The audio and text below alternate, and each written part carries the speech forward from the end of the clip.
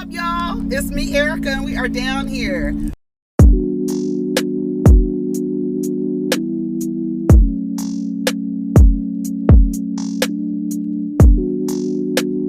Peace, y'all. Take care of each other. Protect your energy. What's up, everybody? It's me, Erica, and we are down here, honey, to talk about Love and Marriage Huntsville, Real Housewives of Atlanta, and it was another one. What was the other show? P-Valley.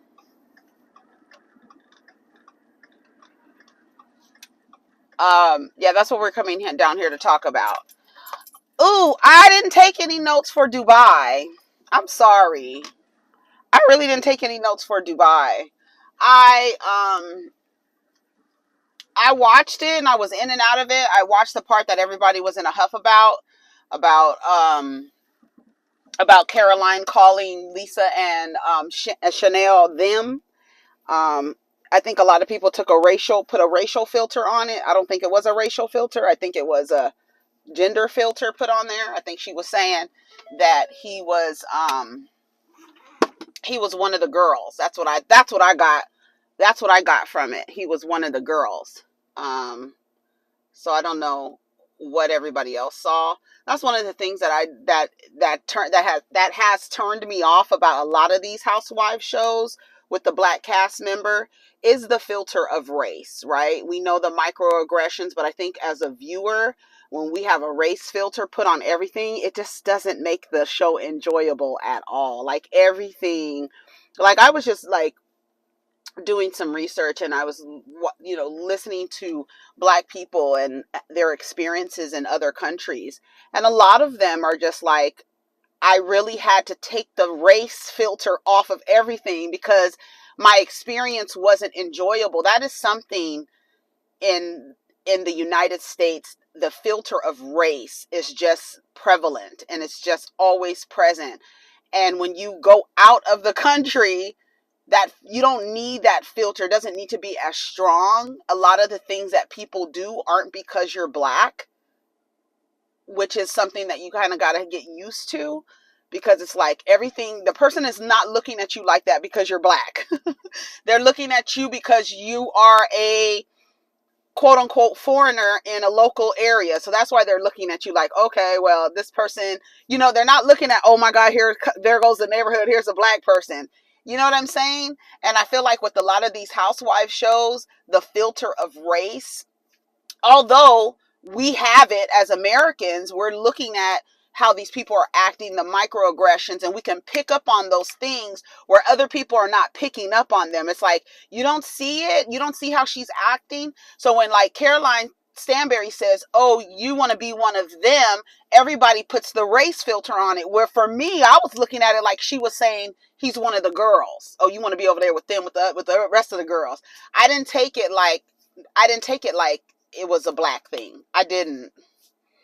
And it just takes away from everything else of the show when there's so many race filters put on everything. It just doesn't make it enjoyable.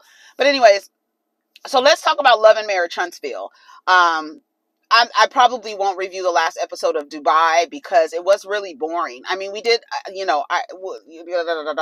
okay. Let's talk about Love and Marriage Huntsville. So Love and Marriage Huntsville starts off where it left off, where we are doing the wine tasting and everybody is there. More people are there. This is like another event. Martell has on this this fox shawl, honey. He looks a mess. I don't know if he was trying to give us Coming to America or what he was trying to give. I'm not really sure. I need to leave the car on because the battery is low on the phone. So I don't want the battery to die in the middle. But anyways, we're just going to have a conversation about these because I didn't take too many notes on Love and Marriage Huntsville. I was just watching it in and out. It wasn't too many scenes. I forgot the scene I didn't take any notes with the scene with, I didn't take any notes with the scene with Kimmy and Melody. I didn't take any notes for that. I feel like with that conversation between Mel is like we've been saying from the beginning with Martell and Melody, is that their house was on fire. Their house was on fire, and they wanted everybody else's house to be on fire, right? To take it off from my ears. They wanted everybody else's house to be on fire. And if your house wasn't on fire, they smell smoke. They're telling you to change your batteries in your alarm because your house could be on fire too. And Melody has been kind of dangling this carrot in front of Letitia for seasons now. That she knows, are you sure? You might want to go up to the bar, and when he's up there working at the bar, you might want to roll up there. Remember when she told her that? So she's been dangling this idea. And I mean, to Melody's credit, to any woman's credit, when your husband is the ringleader of the cheaters, right? He has to be the ringleader because he's the one bringing the bitches around, having babies by them, right? And your husbands are still around them. You would think what our grandmothers have told us, birds of a feather flock together.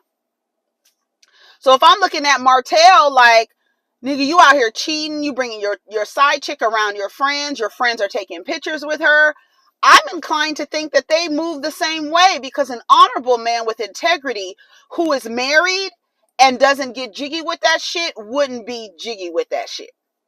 They wouldn't be. They'd be like, nah, bro, you can't have this chick. Even it's kind of weird to say, but even if a nigga who is cheating on his woman and has a level of respect for her not to do it in public, that's when they get me. Because no, there's no cheating respectfully, but there's also the knowledge that there's another person that can be affected by your actions. So I already know what I'm doing would hurt them in private. But when you start taking these people out in public, that's a level of disrespect that I just can't. Like Jackie Walters, an astute OBGYN in the greater Atlanta area. Her husband is walking through the world's busiest airport with his side chick. And he is 6'8", something. That nigga's almost 7 feet tall. And you're in public with the woman that you're cheating on your wife with, and your wife is respected. I would have never gone back to that. That's a level of and let alone build a house. Bitch, I would have built that house by myself. Wouldn't have been no Curtis in there. Is that his name? I can't. Every time I see that man, I can't stand him. But then I look at Jackie, and there's a disrespect. So even a man who is cheating on his wife, and you bring in another woman in public, you're being disrespectful. Like you're already, you know what I'm saying? Y'all know what I'm saying. You're already being disrespectful, cheating. But now you're just you're giving her a public humiliation badge. You got the ride or die. You got the cheat one time, took him back. You got your resurrection pin because you riding. When he cheats on you, you die. That's a death. Okay? But then you resurrect again. So you got your little Jesus walks badge with you on your little Girl Scout vest. And so when you cheating one time and take them back, and now you got the public humiliation badge, you can only get one public humiliation badge. That's it. You should only be happy with one. You shouldn't be like Khloe Kardashian and try to get your shit filled up with public humiliation badges. So even a man who is cheating on his wife and still has the respect not to disrespect her publicly will say Martell was out of line. So when you dangling in your face like you wouldn't care that your husband was going on a trip with a cheater? All of them are bothered by it. All of them. Kimmy is bothered by it. Letitia is bothered by it. Dr. Francis told Letitia, what did he tell Letitia? Oh, well, let's talk about Martell's uncle real quick. Martell's uncle was not having it. Because from my perspective, it seems like Martell, I don't know who gave him the idea, and somebody online said it probably wasn't even his idea to name the wine after his grandmother. Martell strikes me as a dumb jock. As a dumb jock. And it's so weird because there's like all of these. I wish I had a whiteboard, because you have this, Martell is the dumb jock, but you have a woman who married this dumb jock and was really the brains and operations of the business. She had the builder's license. It seemed like his value, the extent of his value, was that he was a man. And that he was a good father. We'll give him that. He was a present father. We'll say present. He was present and available. Now, I wouldn't call Martell a good father, because good fathers don't cheat on their children's mother. Sorry. I used to have the mind of, he can be a good father and not a good partner. Right? You can be a good father, and when you're in relationships, you're not good at relationships. But in a marriage, if you're cheating on the child's mother, you're not a good father. No, you're not. Period. I don't give a damn if you're at every recital. I don't give a damn if you braid her hair. I don't give a damn if you're at every volleyball game. If you cheating on her mama, you're not a good father. Sorry. So I do feel like Martell was probably I feel like Martell used the grandmother's name as a way to pull on the heartstrings of women. A lot of women are very easily manipulated by this idea that the man loves his mama and his grandma so much. When I tell you, that's one of the best manipulation tools that a man has, is to act like he has a good relationship with his mom, because we have been trained to accept that if he's good to his mother, he's good to women. And I think we can pretty much say that is a fallacy on its head, right? But I feel like there are women who still will like accept that. Like, oh my God, he named it after his grandmother. Oh my God, I can't believe it. How great of a man he is. When it's time for him to stand up and give a toast about legacy, and legacy coming from the grandmother and his mother and this and that, he didn't have the words. He doesn't have the words because I don't think that Martell is smart. I don't think he's smart, really. And it's, as I watch relationships where the woman seems to have been the brains, even in A Handmaid's Tale, this motherfucker is impotent. He's shooting blanks. She's a damn correcting his announcements and all that stuff. She's the brains. His value only comes with him being a man. I've noticed a lot of that in a lot of marriages, how the woman is really running everything, and it's really crazy. And it's just like, what is he here for? Oh, the man. That is, even though you doing all the work, it's the man. And then you could even see it in Real Housewives of Atlanta. They going back and forth, and what they were throwing in each other's faces. I was like, Kenya and Marlo, you throwing a child in somebody's face and a man in somebody's face, girl, that's crazy. But you could see where, I feel like where people put value in things, they'll insult you with it, right? But I figure when I'm watching these relationships and I see that the woman is running everything, and at the end of the day, I'm like, okay, so what is the value of the man being there then? He don't need nothing. He don't need to do nothing else but have a dick. That's what's crazy to me. Because I'm looking at Martell standing up there on those stairs with all his boys around him, and he can't even get the words. It was I had secondhand embarrassment. And then you think to yourself, Melody you was talking to this man and you thought he was good? Like, I don't understand it. Martell standing up there, that when I tell you that is like, if after Martell stood on those stairs and did not have the words to honor his grandmother, the namesake of his wine, I deduced it to, you name this wine after your grandmother to get close to some pussy. That's what I've deduced it to, because you didn't have the words. You didn't even have the emotions available to you, even after a couple of drinks. The emotional connection to your grandmother and the namesake of your wine was completely absent. Where was it? Where were the emotions? And so rightfully his uncle, which is the grandmother's son, is standing there like, no, this motherfucker didn't. I know this motherfucker didn't. He didn't say one word. And he get up there talking about, well, I'm so happy to be owning shit, and we owning shit, and we doing shit down here, and we got our own shit. And I was just like, what? Is that what you're actually saying? And everybody's looking around.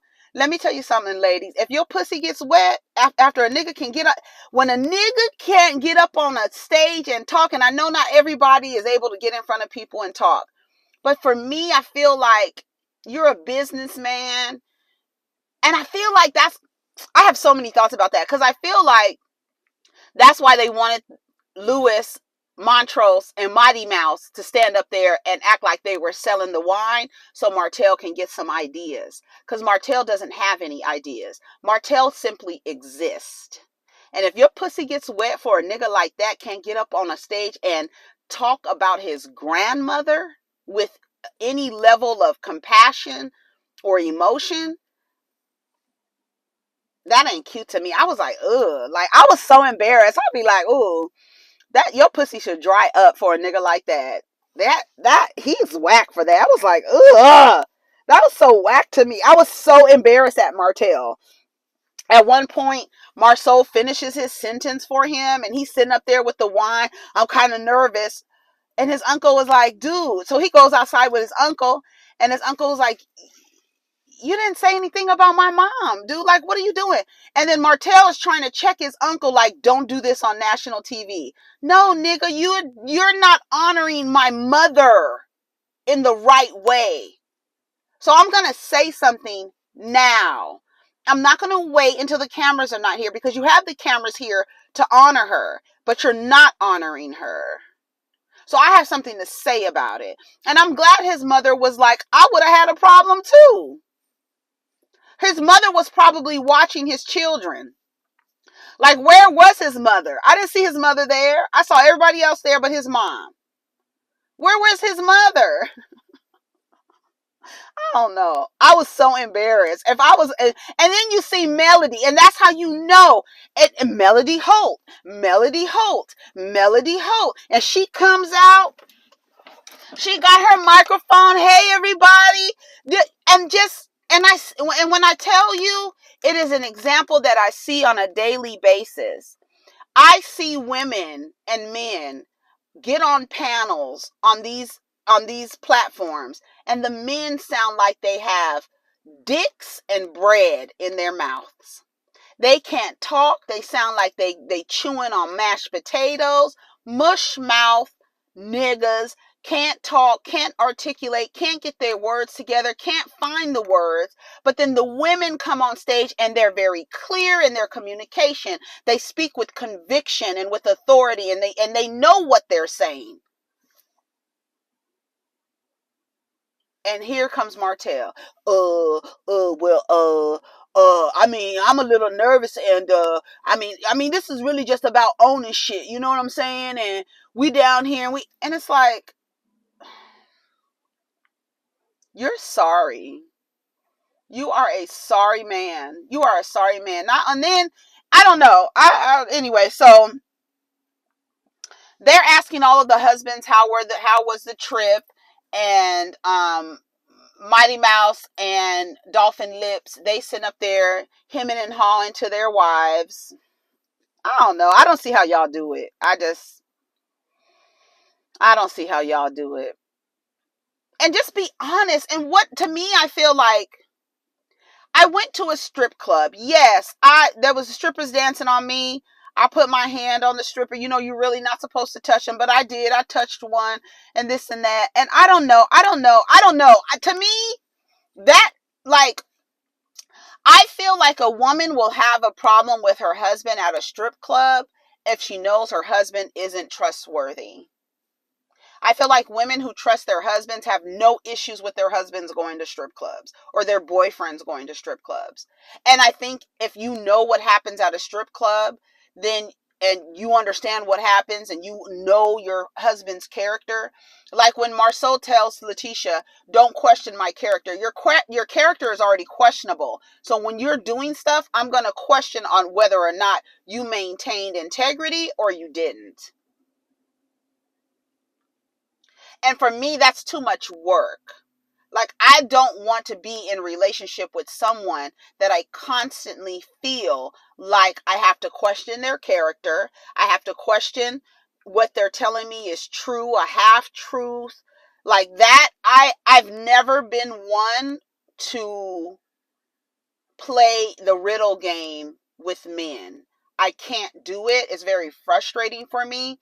And for a lot of men, it's the way that they have learned to communicate with women, is to, like, choppy information, not being clear in their communication, also being very evasive, like not really telling everything to where she has to now ask more questions and more questions and more questions.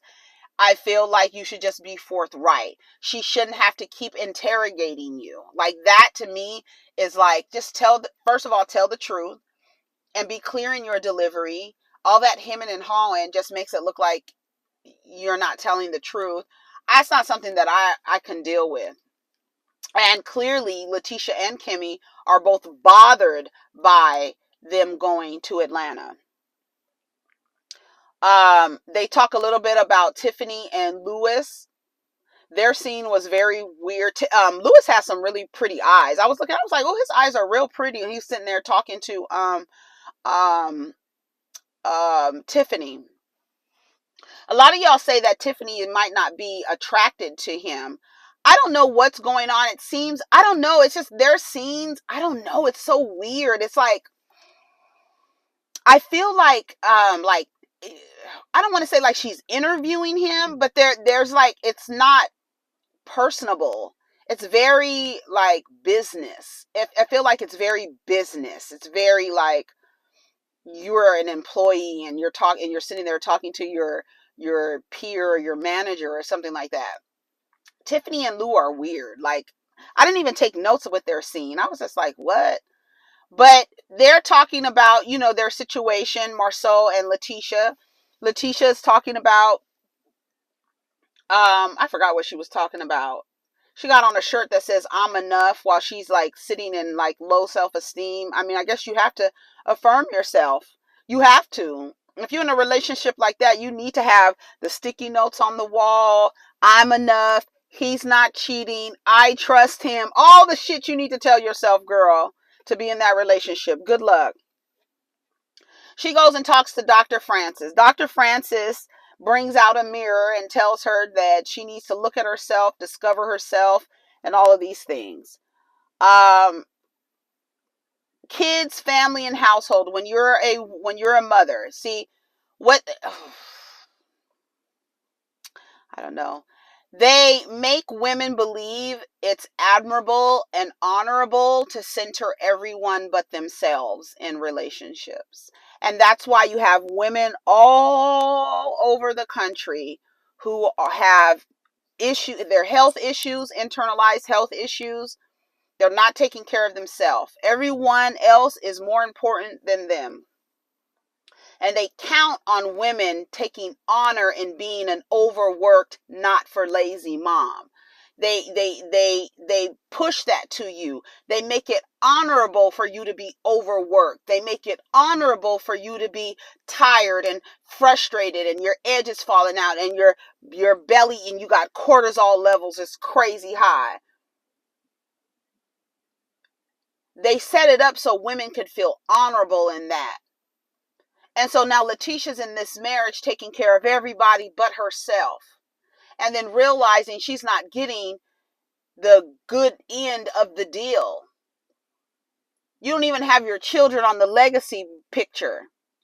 Your daughter on the legacy picture.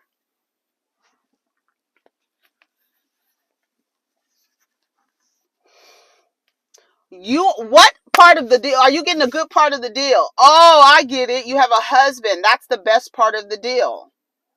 That's the best part of the deal. And when you get in an argument with a woman, you could tell her, at least I'm married. Never mind what the marriage looks like. But the badge,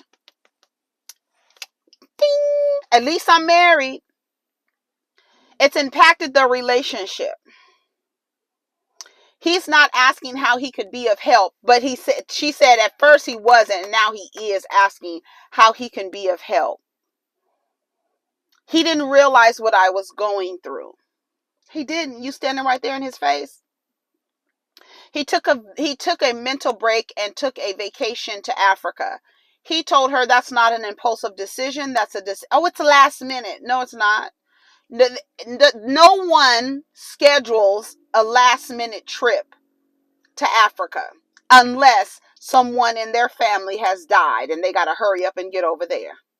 But other than that, your first time to Africa with all the shots and shit you need to get, that's something that requires planning.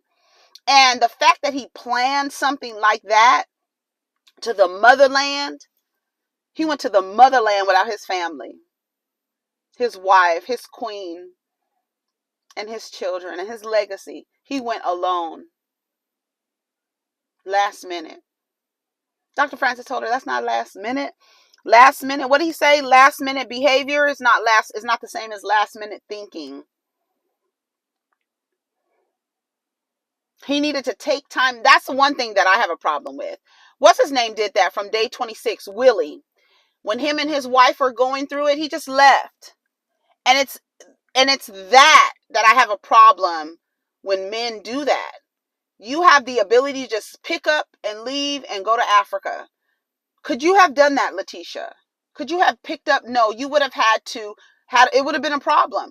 Could Tisha go on a trip by herself and just get up and leave and go to another country by herself and leave her husband with the children? No, she wouldn't.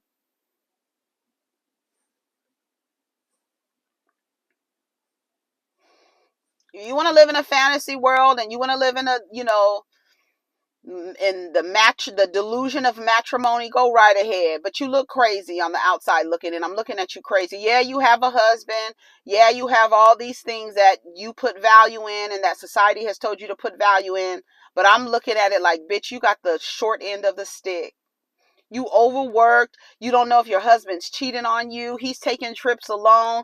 But you over there, you the mama. You the mama. You doing all this stuff.